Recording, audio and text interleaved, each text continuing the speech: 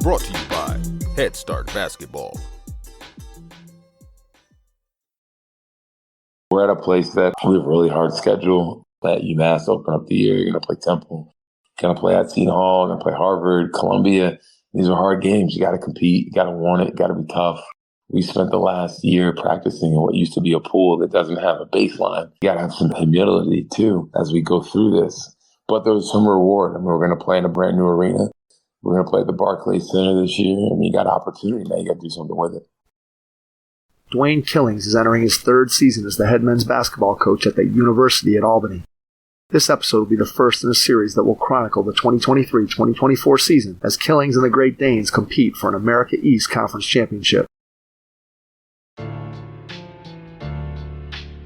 Hey Hoopheads, get your team ready for this season by shopping Dr. Dish's all-in sales event and receive an exclusive $3,000 off their top training solution, the CT Plus.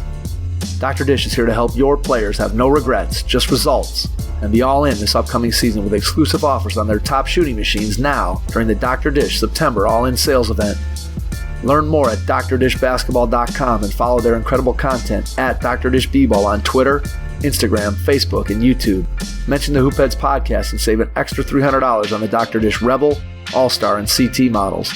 That's a great deal, Hoopheads. Get your Dr. Dish shooting machine today. Hi, this is Taylor Roth, head men's basketball coach at Hiram College, and you are listening to the Hoopheads podcast. Prepare like the pros with the all-new Fast Draw and Fast Scout. Fast Draw has been the #1 play diagramming software for coaches for years. You'll quickly see why Fast Model Sports has the most compelling and intuitive basketball software out there. For a limited time, Fast Model is offering Hoopheads listeners 15% off Fast Draw and Fast Scout. Just use the code HHP15 at checkout to grab your discount, and you'll be on your way to more efficient game prep and improved communication with your team. Fast Model also has new coaching content every week on its blog, plus play and drill diagrams on its Playbank. Check out the links in the show notes for more. Fast Model Sports is the best in basketball. Get ready to take some notes as you listen to this episode with Dwayne Killings, head men's basketball coach at the University at Albany. Hello and welcome to the Hoopheads podcast. It's Mike Klinzing here without my co-host Jason Sunkel tonight, but I am pleased to be joined once again, back for more, Dwayne Killings, the head men's basketball coach at the University at Albany. If you recall, we did a series during Dwayne's first year, and we are back in year 3 to go through and hopefully do another series of pods with Dwayne as he goes through this season, which, as you're about to hear, he is very optimistic about where the Great Danes basketball program is at the current time. So let's start there, Dwayne. Just give us a quick update of where you're at heading into year 3 and what the thought process is and where you are with the program. Yeah, well, first, Mike, it's great to be back on, with you. I really enjoyed, this experience when we first started it. And, it's funny over the last probably year and a half, running into some people that say they listened to it, they followed it, which was pretty cool. You're just kind of telling your story and, hopefully people find value to it. In regards to the program, obviously I think our first year, we did some really good things. We had the Defensive Player of the Year. We developed a couple guys to all the players. We kind of battled through a lot of adversity, through injuries and things of that nature. And then, as we segued to year 2, I thought optimism was really high. Our team obviously couldn't perform at the level that we wanted. But, we did some decent things and decent moments, but we couldn't stay healthy. We lost the returning, Rookie of the Year from our first year, Justin Neely, who tore his ACL our first game of the year, which really hurt us. And then, we lost a couple other guys throughout various points of the season that just, we couldn't find our way. But, I thought the lucky part of it was that, we developed the Rookie of the Year, Jonathan Beagle, who's a 5-man. I thought he had a really good year for a freshman. Marcus Jackson, I thought he went from being a walk-on to emerging as a leader, within our program. And I think when you step back, I thought we grew through adversity and we had a lot of it. but I thought there was a lot of growth within our program. You had to allow yourself to see it. And in the midst of that, we're playing off campus, at an off campus arena throughout the season because they're redoing our building. We have a brand new $12 million project, and it's beautiful. As it continues to develop, they're putting in the seats, they're finishing the locker room, finishing the film room, finishing the lounge. I mean, it's going to be a big time opportunity for our community, for recruiting, and for our players. And then, the business is the business, so we're working on, trying to help former player within the program start a collective. We went through the portal, and I thought we did really well in recruiting. And I think we've done the things to move the program forward. It's a big year for us, moving into the arena and obviously going into year 3 in a really good league. I think the America East, people don't talk about it enough, but there's really good coaches, really good players. We had 2 players that went into the portal that had high major opportunities. We were fortunate to get ours back. There was another one in the league, that had that kind of opportunity to command a lot of NIL money, a lot of opportunity. But I think there's quality coaches, quality programs, really strong relationships within the programs. So luckily both programs are able to get their kids back. But I think the biggest point is really good basketball, really good communities, really good opportunities to chase championships and for kids to chase their dreams. That's all we're trying to do here. And probably the other piece that, I'd be remiss if I didn't mention is, we've done a lot in the community. I think the capital region has felt our impact in terms of our ability to connect our campus, to the community at large and creating programming and getting kids maybe that hadn't touched the campus onto the campus, getting people engaged with the program, whether it's, from a giving standpoint or it's just coming to a game and cheer that have never done it. So I think those are positive building blocks. And, a lot of people believe in what we're trying to do. And, now we want to take a big step forward this season. And, guys are working, they're believing. But I think the biggest thing, they got really good relationships. I think we've, really defined our culture, really defined how we want to win. And, I think we have the right guys to do it. And now we got to continue to build them. It's a journey, it's a process, but we're in it. We're excited about it.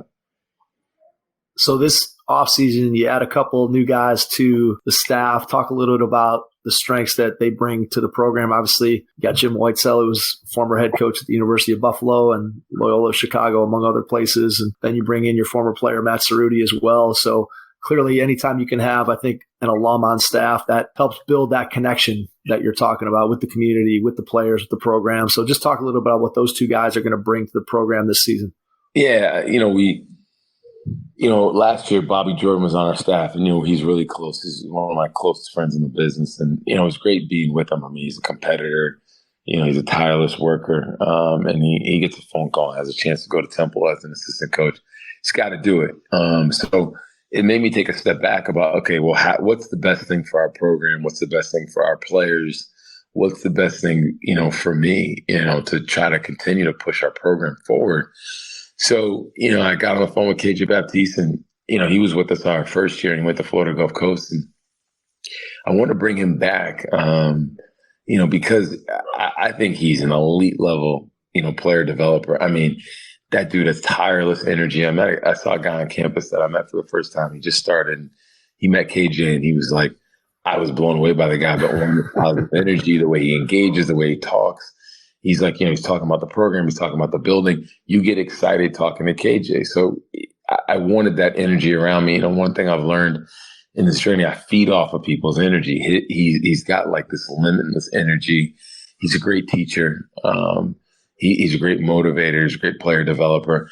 And I think he's a really good recruiter. I think that's not necessarily part of his narrative. And I think, with KJ, as he moves forward, I mean, he'll ask me all the time, how did you get there? I said, just work, just keep doing what you're doing. You're going to be a high major guy. You're going to be a head coach. So I was excited to get him back, and I think our guys have benefited from it. You could see right away when he hit campus, guys were calling him right away to get in the gym. I mean, I think that's a powerful thing because they believe in him. Obviously, Ryan Daly was with us last year. I thought he did a great job, in terms of ability to connect to players. He's a former player. You put him out there on the court. I mean, that dude, he's got talent. He rumbles. You know what I mean? He raises the level of practice. And, I think, Ryan may not always be the most talented guy, but he's got all the heart in the world. And when you put that on the floor, I think you teach guys how to win. I think Ryan has that ability. He did a really good job in the portal and recruiting this offseason.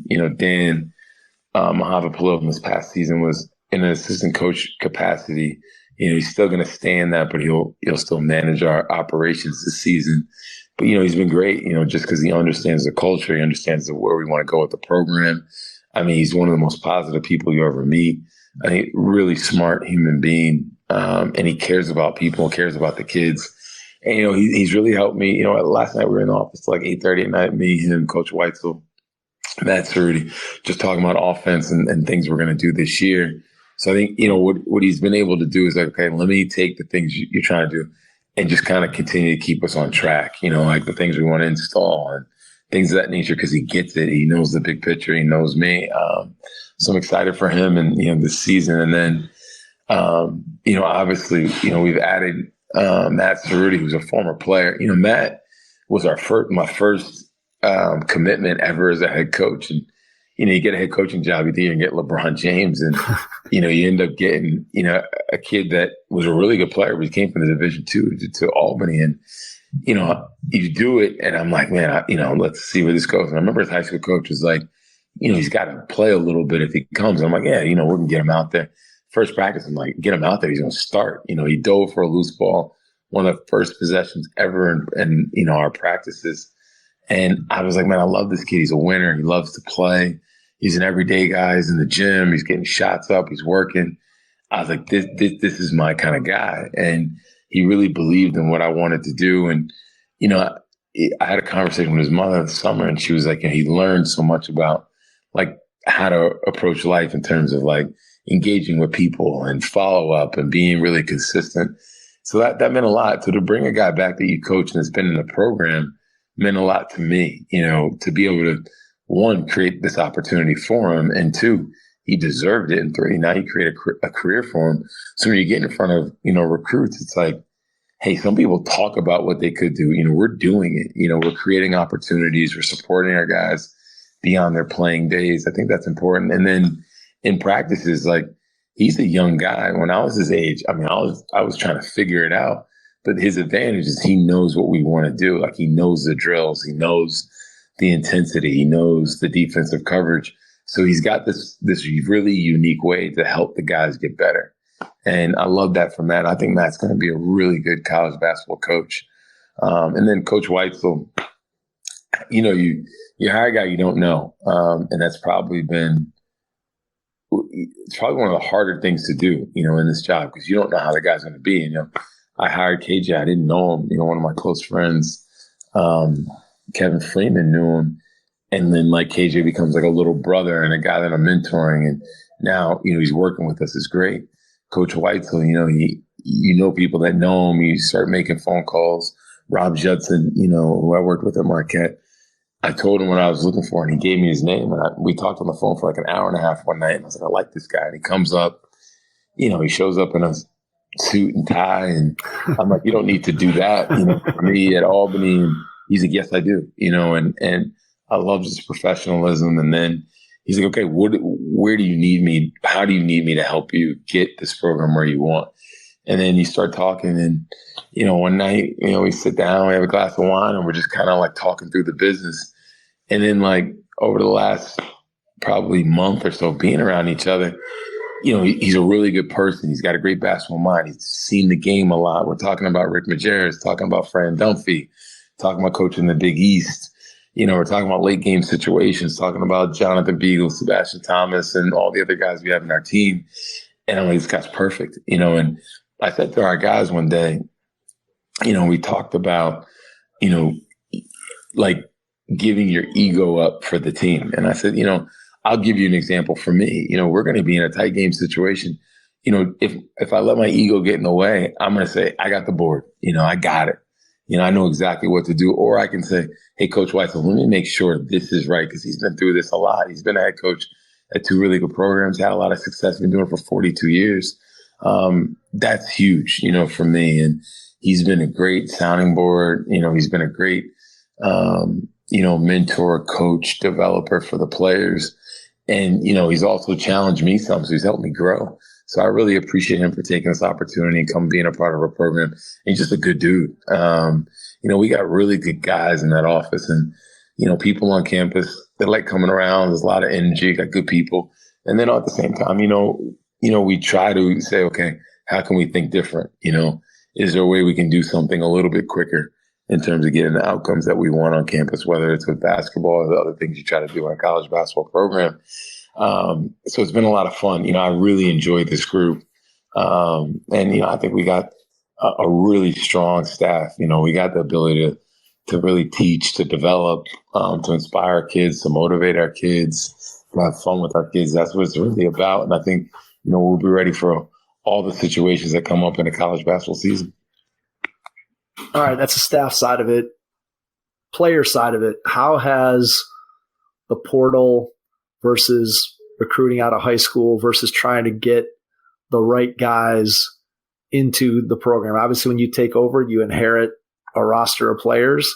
And as you approach year 3, 4, 5, you're starting to get where it's no longer players from the previous regime. It's players that you brought in. So what's the recruiting process look like, and how have you negotiated the portal? You talked a little bit about it off the top, but just tell me a little bit about where you are as far as the process of recruiting and what you're selling there at Albany. Yeah, I think, the process of recruiting, you got to be really honest with yourself. A couple guys didn't work out, and that's okay. I think in college basketball today, when I say that, it's really about the fit for our program and also for that individual. Where can he be really successful?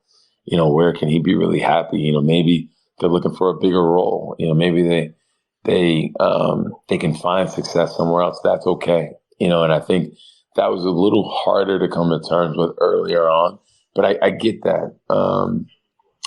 For us, I think we've been really lucky. I mean, we've been able to identify talent. I mean, you talk about getting a kid from Miami that's Rookie of the Year, and get a kid locally that you got to rumble for to get them. I mean, really good programs, a program locally recruiting him, an A-10 program, an ACC program. We're able to get him. And then he goes in the portal, we're able to get him back. I mean, I think that says a lot about him, most importantly, and what's important to him. But I think that's also his belief in what we're trying to do. Great. So let's continue to do it. It's kind of our mentality here is how do we continue to get that caliber of talent, like a Rookie of the Year, meaning the best freshman in our league year in and year out. This past year, we kind of took a different approach with our class. We wanted to bring in a couple guys that we really believed in, but maybe that they filled their roles over 4 years and they kind of expanded from year 1, 2, 3, and 4. We did have another kid committed to our program, and unfortunately, it didn't work out. I think the kid's going to be a really good college basketball player, in another place. So we still believe in high school recruiting. I think that's a place where we can still get talent that can impact our league and help us win at a high level. But, obviously we'd be foolish not to get into the portal.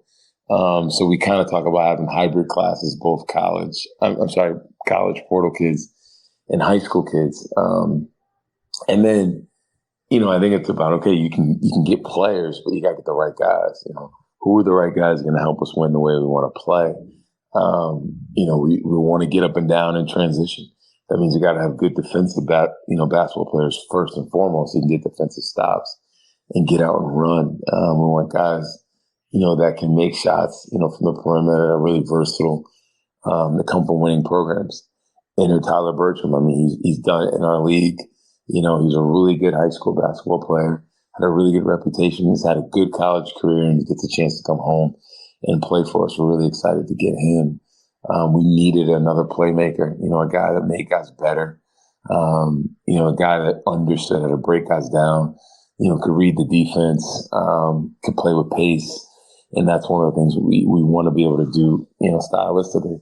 That's why we recruited Sebastian Thomas. It was hard for us to get him. A kid went to Rhode Island, he's from Providence. We had to compete against other teams in our league, but he believed in what we were trying to do. He's here and he's great. And, I think the thing for him is watching him improve. We talked about, okay, you got to attack the weight room. He's put 10 pounds of weight on for a guy that's kind of slight by size. Great. We talk about him using his voice and the way he carries himself is really important, just as important on the court as off. And I think he's bought into it, and he's doing some things that he didn't do as a person that I think is going to help him as a player. Great. So I think that speaks to the development piece, because if we can get the right guys, and even if we have to continue to develop and think about what they can be, as you go from month 1, 2, 3, 4, and you get to the back end of the season, we want a dynamic scorer. And we identified Amari Marshall, kid at 21 against Purdue. He got, I think, 3 rookies of the week in the CAA. A Jersey kid, got him here. Really good get. And it's funny, like a lot of people, I didn't realize how many people knew who he was, even guys at the high major level, because as a young kid, he was projecting, to be a really impactful scorer. I think he will be with us. We needed to get an athlete, tough guy. So we were fortunate to have Ramir Newton, who's from Philadelphia. He played at an IA level, but I think he's a star at his role.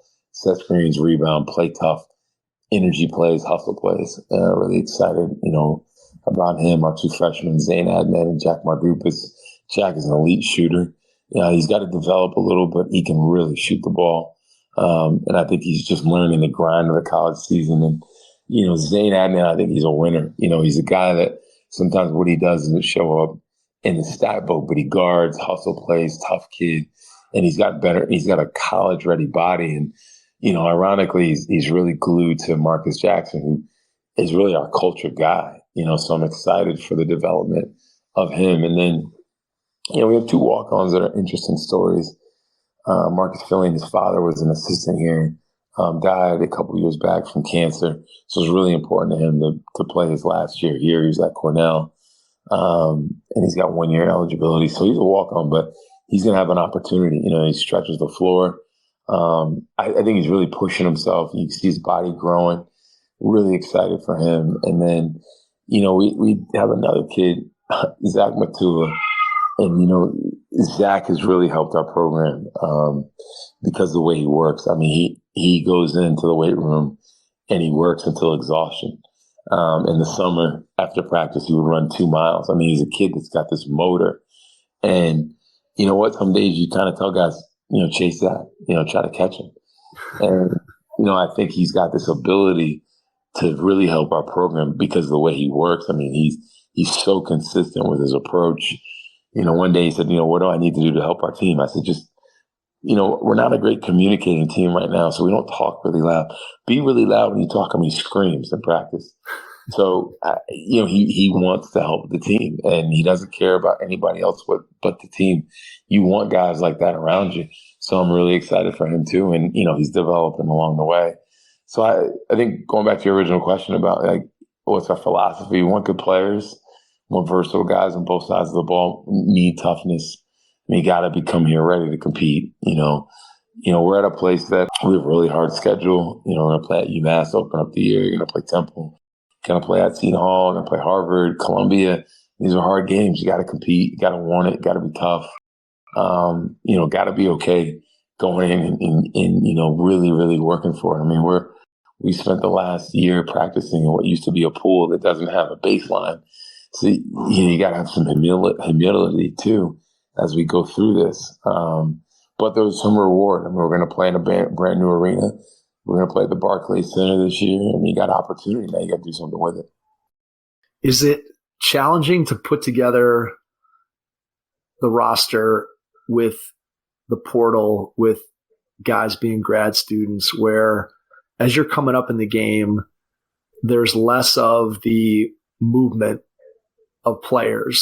And so you tend to build more over the long term. Whereas now it feels like there's more sort of short term, hey, we got to kind of figure this out year to year because guys are coming out of the portal and they don't necessarily, when they get to you, they don't necessarily have 4 years of eligibility. So just how have you thought about that? I know that you've pretty much coached as the head coach in this era, but obviously as an assistant, you went through it when it was a little bit different. So just how have you thought about that process of team building and building the chemistry between your guys when you don't maybe have quite as long a runway as you might have had in the past? Yeah, I think for us, like in recruiting for high school kids, can we get the rookie of the year in the league? That's something we talked about in this 2024 class, the kids we're recruiting, is like, are the kids we've identified that we're really focusing on, can they be rookie of the year in the league? Okay. The guys push back, we watch, we evaluate, okay, we feel good about that. I'm all in.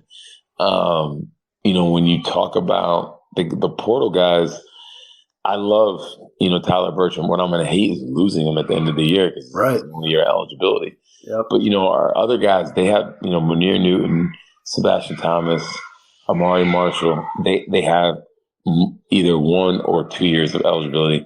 Amari has 3. That's a big time get, for our program because he's got time to be here.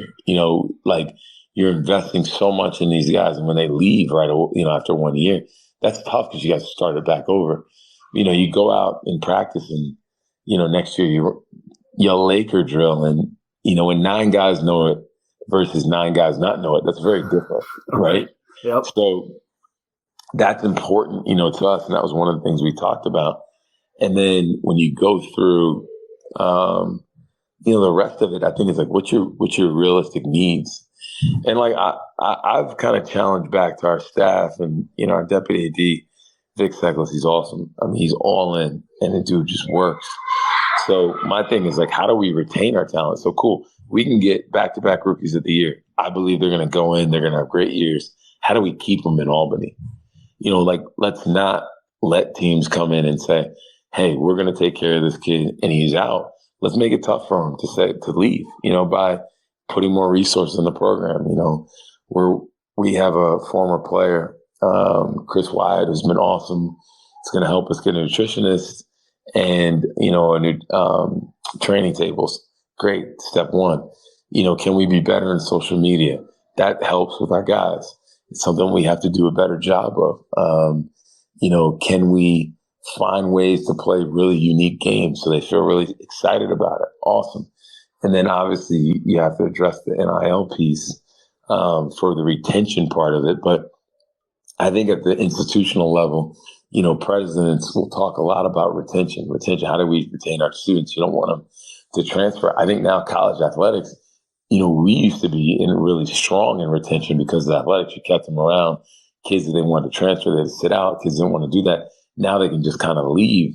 Now we have to address retention in a much different way. Absolutely. So, what can we do? And, for me, in the back of my mind, it's like, hey, I believe that, our initial freshman and sophomore classes, our sophomore and junior classes right now, really good. We're going to have a couple guys we're going to have some hard conversations with. What can we do to support them and keep them in Albany? And that's like an issue in the city. The city here, people are talking about how do we keep the talent. There's all these programs and new businesses and new ideas in the town that are geared towards keeping really talented professionals in town. And I'm trying to tap into them and say, hey, I want to do the same thing for our basketball program. So we're working at it. We're talking about it. But, I think the biggest thing is how do you find the right fit, the right guys, for our program that can help us win? But most importantly, if I've learned one thing, you got to find high character kids. You can find talent. They got to be high character guys that really love basketball. I mean, our guys, when I watch our staff, they're, I watch KJ and Ryan, they're in the gym all day. They're checking up with the guys, the tireless workers. You have to want to be in that environment, and, got to go to class. We've had a couple, just hiccups here and there that I'm like, we need guys that really want to go to class and get their degree. That's important. And this is a really good place, really good school. It's great integrity with the degree here. It creates a great opportunity. Guys have to want that just as much as they want to win. And now, you're being blessed with a brand new arena. You're going to have to honor that. You got to take care of that building. Got to take care of the locker room. Got to feel like this is really important. When guys like Jamar Wilson and Chris Wyatt and Dan Neary and all these guys that were former players that have come around, you represent them. You got to represent them the right way. And that's something that, we've talked about a bunch to make sure we just continue to just kind of keep improving, keep getting better, keep taking steps to get an American East Championship. What does NIL look like for you? Where are you guys at in terms of getting a handle on it, getting your guys opportunities, reaching out to the community, like you talked about, in terms of the business professionals and that type of thing. Where are you at NIL wise? Yeah, I think it's so, hot topic. And, here in town, obviously there's another program in town. They've done a good job of, getting their stuff established. We're working on it. I feel very confident that, we'll be able to announce, our intentions and plans here, during the season. But we have to be present. I look at this, and I've said this to our staff today. Everything we do, we compete, right? Like in our business of college athletics. So, when you look at the gear that you have, well, you're competing with other programs, because if your kids look over and say they have the cooler gear, or recruits look at that, they evaluate that. We're recruiting in NIL. People are doing a better job there. I mean, we have to figure it out, because we have to beat the competition in NIL to get the players we want to win our league. We have to compete in recruiting. We have to compete in the weight room. We have to compete in all our spaces, so that way when the competition really comes, we're ready to win. So I think that's something that, we're very mindful of, but I'm really excited about the potential of what we could do, because this is a really strong community, a really strong business community. I think people pay attention, they're aware, they ask, what are our plans? What do we have going on? Because I do think they want to help. And then obviously, we have Zach Matula, Marcus Fillion, Marcus Jackson, and Jonathan Beagle, who are locally rooted kids. So at the very least, they want to root for their own, want to help their own do well. Absolutely. How does the arena redo? Obviously, just from me doing a little bit of research and reading, sounds like a lot of that money was raised from the community to be able to do that renovation. So as you look at what that's going to do for your program facility wise, hit me with some bullet points of why this project, and you guys obviously getting back on campus into your arena, just what that means for you going forward.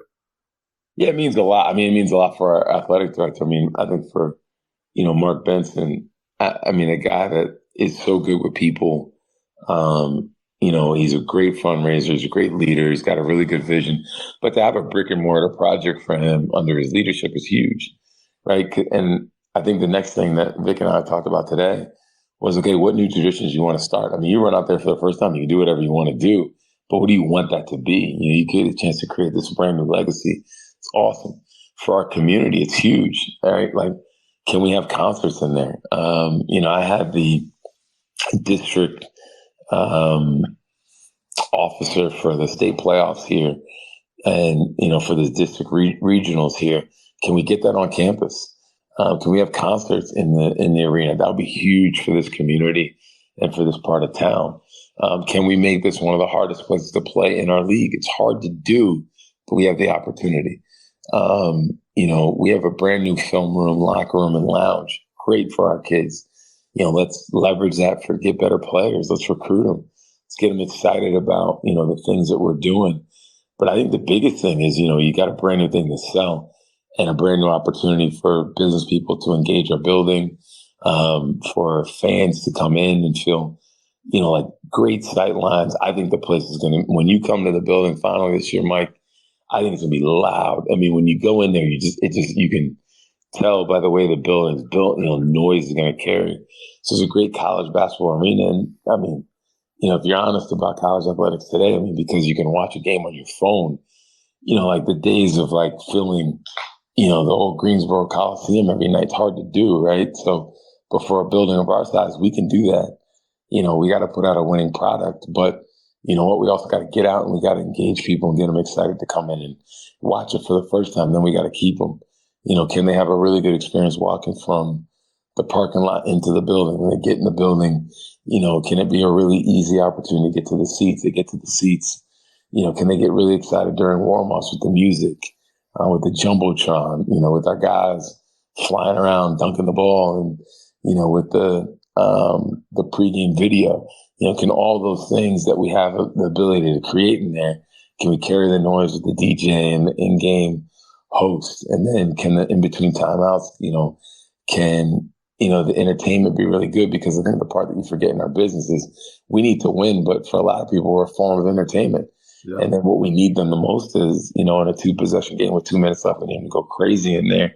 And I truly believe the student body, the community at large, and the people that support our program, are going to do that for us. And then, we got to go out there and perform. But I'm really excited about it. I mean, you get a chance to, like I said to our team, how crazy it is that you get a chance to walk into a brand new arena for the very first time.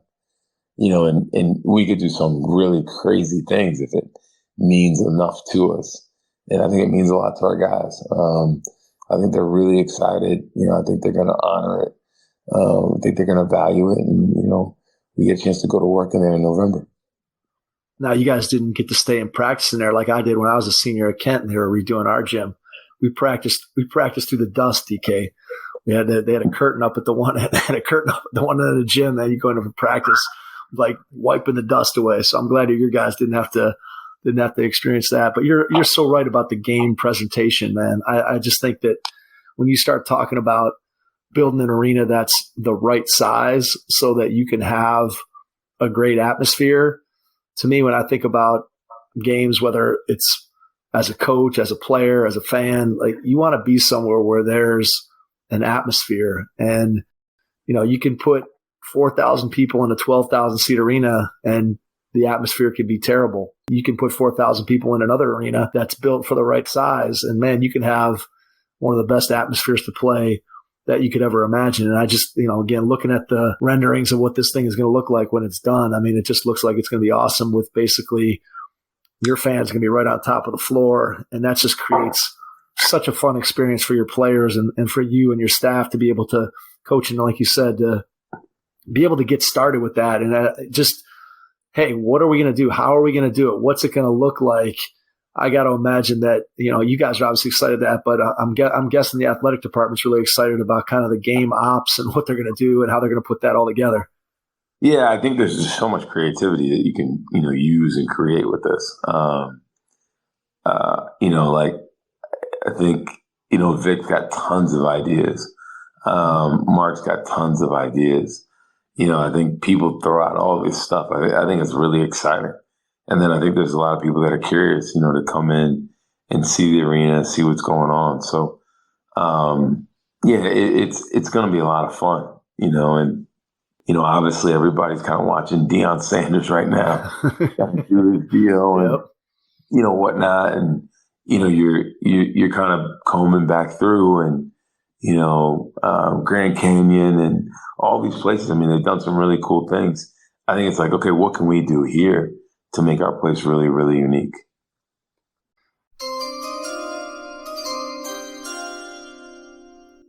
Hey, Hoopheads Nation, whether you're a beginner basketball player looking for a place to start or a seasoned vet looking to level up your skills, I want to tell you about your new go-to secret weapon. It's called Train. Train is a basketball training and education platform that gives you on-demand access to premium basketball courses created by expert coaches and trainers from around the world. Want to get better at blowing by your defender? Learn setup drills with NBA and international pro trainer Marius Williams, or how to use the punch drag with NBA trainer Kerry Darting. Looking to level up your catch and shoot skills? Practice space shooting workouts with former lead female trainer for Kobe Bryant's Mamba League, San Dixon. Or if you're just starting out, learn the basics of shooting and finishing at the basket from international champion, 3-time Romanian Player of the Year, and Train co-founder Vlad Moldovanio. Train has 32 and counting actionable, expert-led, on-demand basketball training courses that teach you exactly how to improve your ball handling, shooting, attacking, and more. For a limited time, Hoopheads listeners get 35% off monthly, annual, and lifetime plans. Just go to gotrainbasketball.com/hoopheads to learn more and sign up for a free 7-day trial.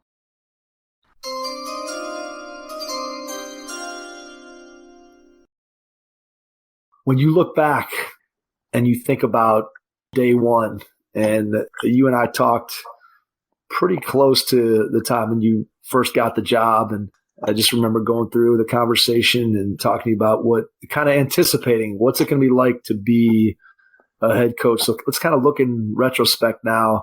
When you think about what you've been able to do to this point, what's been the best or the most fun part of being a head coach? Obviously, you come up in the game as an assistant. You sat next to a lot of great head coaches, always thinking about the moment when you were going to get that opportunity. What's been the best part of it? Yeah, I mean, the best part, so I'd say a couple things, right? You get people to believe in you. I mean, I think that's awesome. I think like having a really good practice day is a lot of fun. Like watching guys get better, from week 1 with a drill or, practice, whatever it may be, to week 4. I mean, there's nothing like it.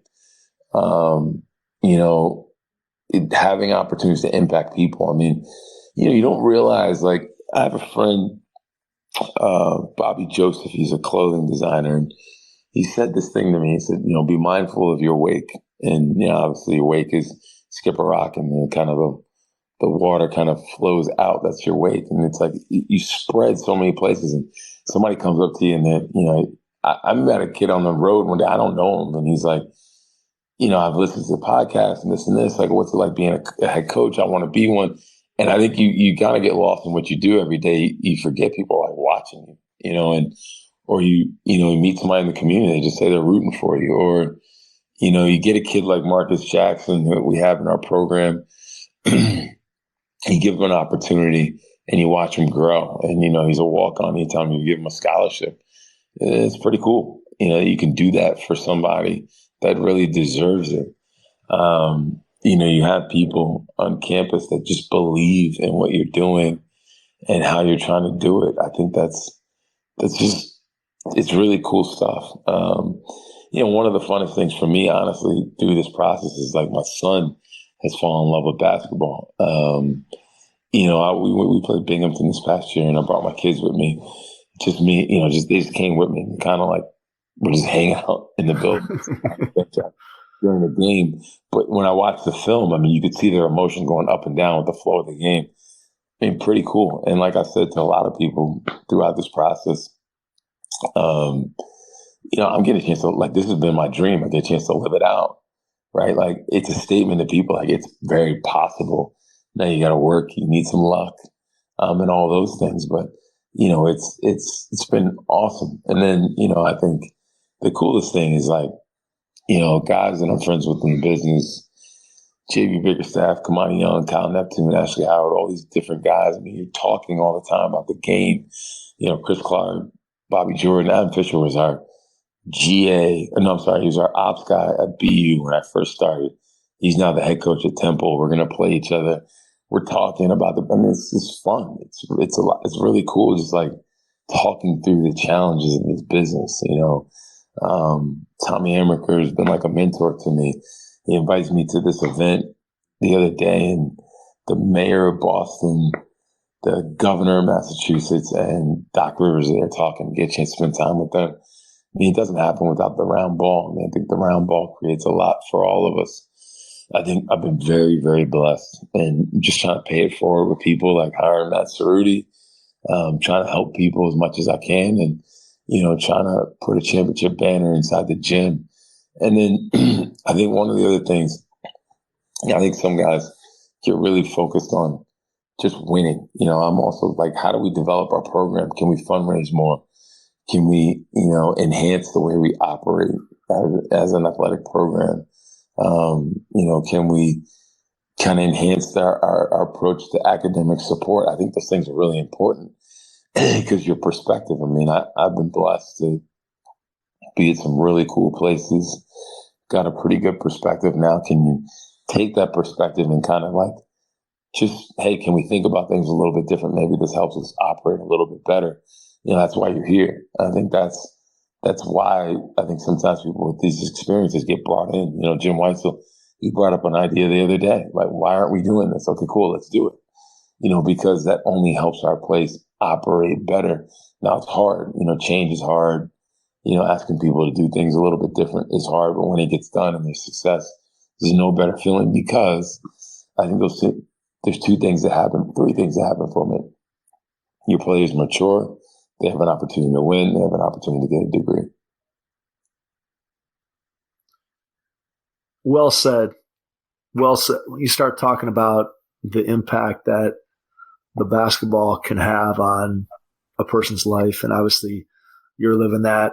I feel like I've lived that through my life, and there's tons of people that are out there in our audience that I'm sure feel the same way, that the ball has magic in it, and to be able to have the kind of impacts and the things that you're talking about. And I know one of the things that when I think back to our previous series from your first year, I know one of the things that was always important to you was, and you mentioned it tonight, is just having an impact in the community and making it about more than just basketball, that you're not only impacting your kids and trying to get them to put a winning product out on the floor, make them better student athletes, but then you're also trying to improve the Albany community through your program and through your players' efforts and your staff's efforts. And I think that's really what basketball does so well, is it just provides those opportunities. And for you, as you talked about the things that you feel like have been such a good experience for you, what's something that you feel like sitting here today, if we went back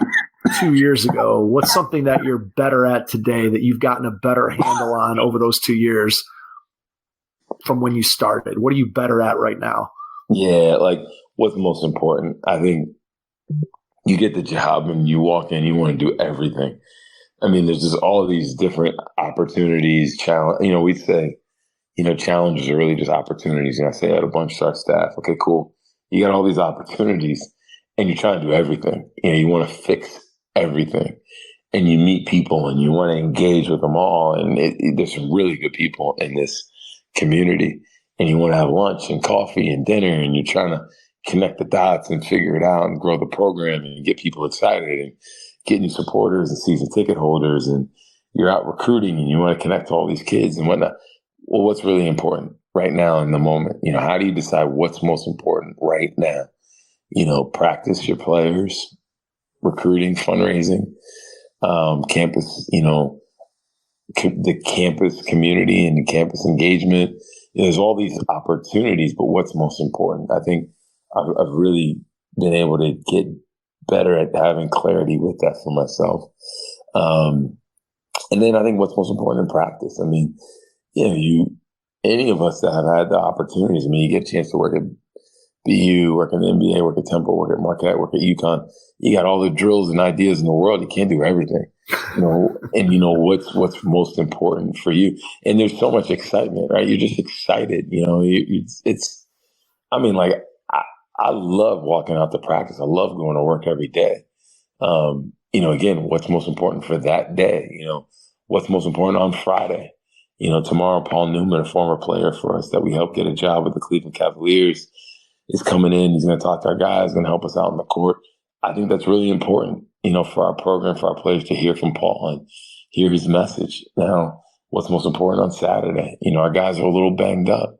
I would love to practice and go through our install calendar and say we're going to, install punch reverse, which is one of our plays, but maybe just shooting is more important because we just got to get shots up. I think the first year you're just like, hey, I got to get this done because this is what I got on the calendar.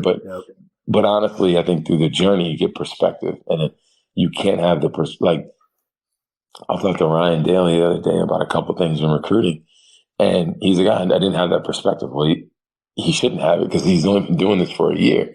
It takes time. That's what this is all about. And, watching him, for example, who he is as a coach, as an assistant coach right now, I can see his growth the minute he walks on the court from year one.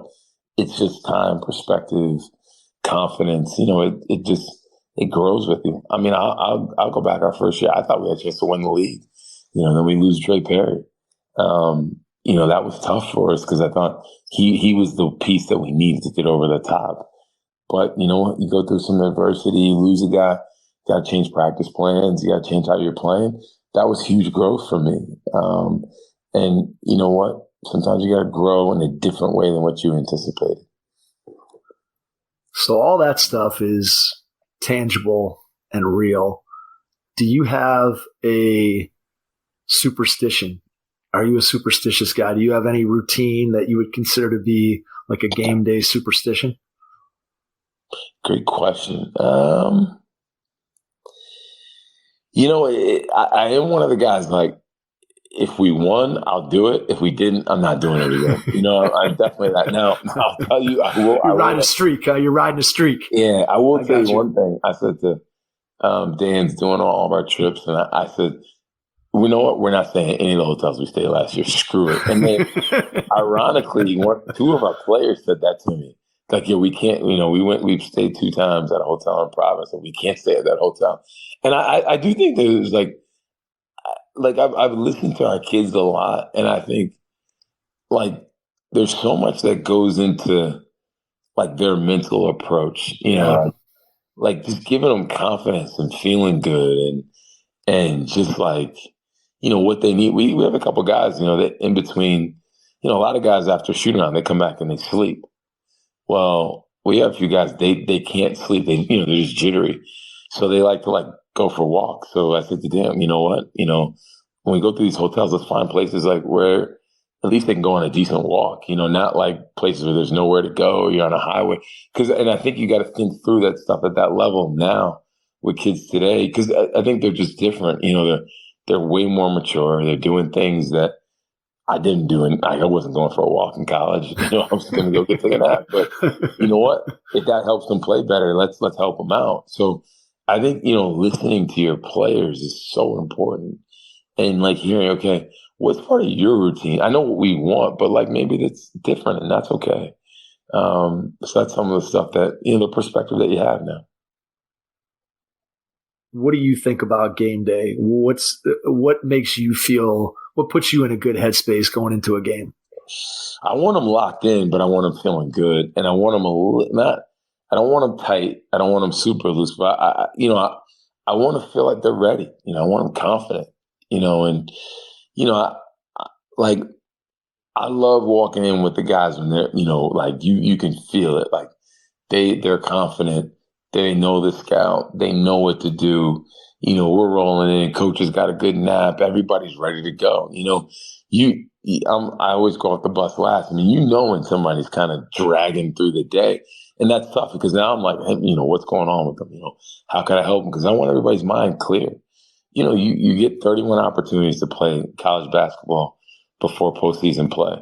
So like you got to maximize those opportunities. And also, I think the part that I've tried to help our guys understand, leave the outside world and the outside, especially on game day, like leave it alone, focus on what's in front of you. And I want guys that are locked in, and ready for war, but confident, a little chip on their shoulder, but like just ready to go and believe in each other. It's kind of my thing, Yeah, like I like to have a decent meal, but still feel a little hungry because you got to go out there and ready to work. I get like a little nervous, but a little anxious. But like the minute you walk out there, there's no better feeling. I mean, you're going into battle, and when you got guys that are really ready to go, I mean, you just feel it. I remember a couple times, my first year, last year, like you could just feel like, man, we got this one. Our guys they're focused, they're ready. It's aligned, Now, can you create that feeling more often than not? Is the question. And, I think, I've learned it. I've heard coaches say it all forever.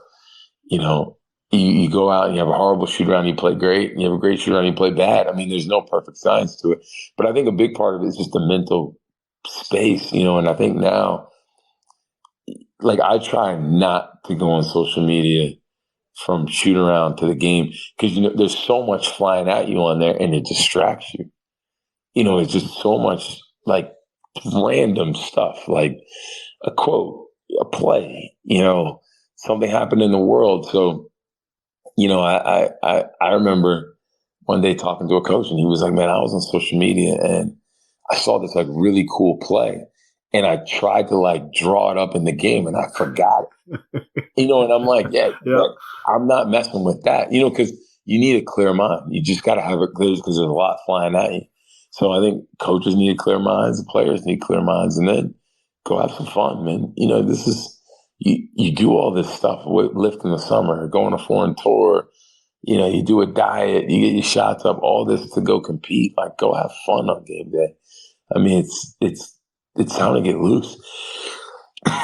So that's kind of my thought, towards it. And that's why we talk about mentality. Like what's our mentality? We play UMass, we need one. We play Columbia, we need a different one. We play Seton Hall, we need a whole different mentality. So I think that's all a big part of it, is just the mindset.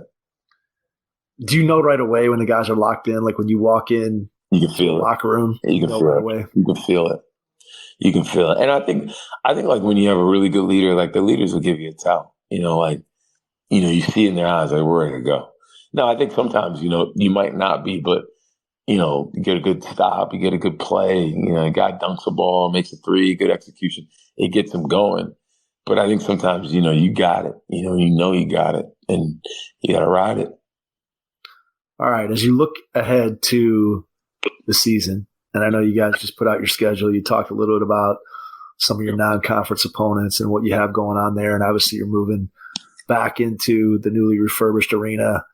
When you look ahead to the end of the season and you're looking back at it, what do you hope, and I'm not asking you to give me one loss record, but what do you hope the season looks like when you look back at it in retrospect come next April?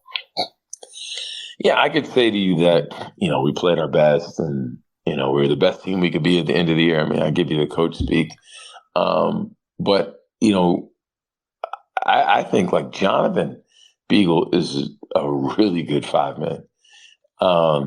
I think Justin Neely is a really good versatile 4.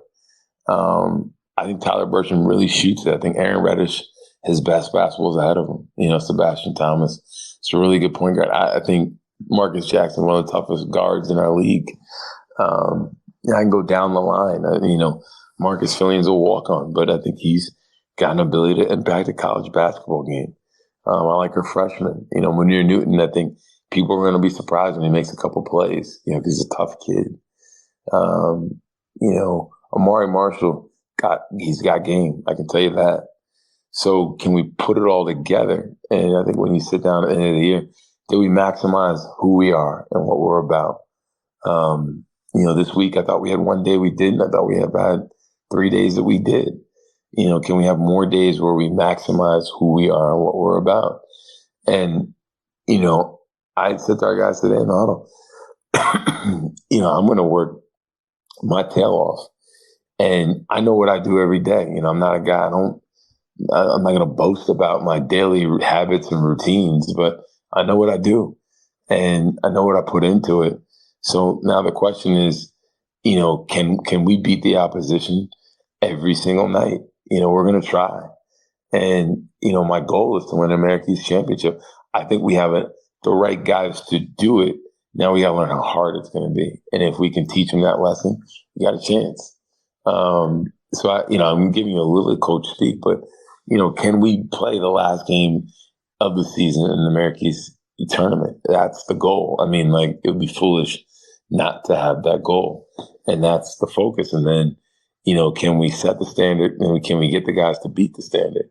And if they don't, why? And then you got to have some hard conversation with yourself. Is it what we're doing? Is it who they are? Is all those things together, but that's the goal. And, I think one of the things, for us this year is, can we keep the noise out? There's a lot of noise out here, a lot for these kids. Can we keep it out so we can focus on what's most important? And that's winning college basketball games as graduating kids. It's really hard in today's world to keep them focused on what's going on internally, because as you said, as a coach, how much is coming at you, and I can't even imagine what's coming at your kids from a social media standpoint. I think one of the hardest things for these kids is we do it too. Everybody that puts something on social media, it's like the perfect day, right? Like the ball goes in the basket every time they swing it. That the steaks look great at their pregame meal. I mean, that's the deal, but nobody shows the bad days. I think all these things. But I think it screws kids up because it's bright and sunny days everywhere. So, but that's not real. And I think that's a hard thing for a college athlete that's trying to figure the world out to just kind of decipher. I mean, I that's the part that's really tough. So can we keep that out? We call them mentality meetings. They're culture meetings, but next week we're going to go over a bunch of stuff. There's an NIL opportunity for our kids, that we're going to talk about our culture. Chris Clark gave me something at Temple. He gave me a saying. I love it. And we've talked to our kids about it. It's called, do you want to be a fountain or do you want to be a drain? We need fountains. We don't need drains. And I'm going to ask them, who's being a fountain, who's being a drain? Because if they're being a drain, we got to teach them so that way they're aware of it so they can change their habits so they can be fountains. But then also, I'm going to try to give them 5 to 7, Instagram accounts to follow, just so that way the things that they're consuming in their feeds are positive. Sometimes like our guys have showed me what they follow. I'm like, this is crazy, but their mind is absorbing that. So maybe there's, I think we all try to do the big stuff, but what about the little stuff? Like, financial literacy things that like they can catch that maybe they stop and scroll once a month. That's a win. Positive quotes and positive affirmation. That's a win. Instagram account that puts up a basketball play of the day, makes them think about basketball.